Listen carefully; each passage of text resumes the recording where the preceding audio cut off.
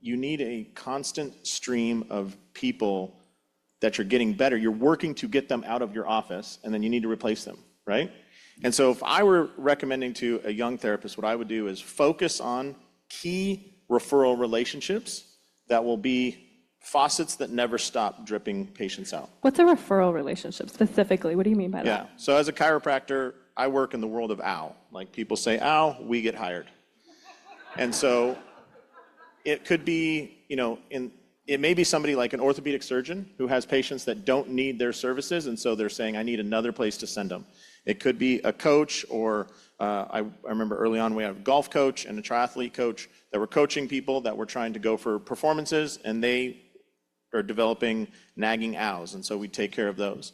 And so those are really good sources. If you're lucky enough to have a really strong relationship with a general practitioner, for example, I have friends that have less than 10 relationships with general practitioners, and it completely fills their schedule just because they're always getting 2 or 3 or 4 patients every week referred over.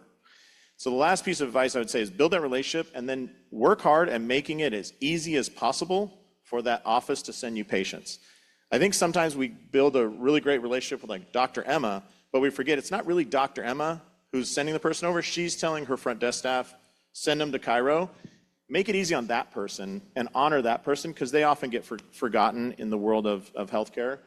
Bring them treats, but also like if it's like, hey, you can send me an email, you can call our office, whatever's easiest for you. And they may reply with, well, the doctor wants us to fax things over, and just smile and say, right on, we use fax as well.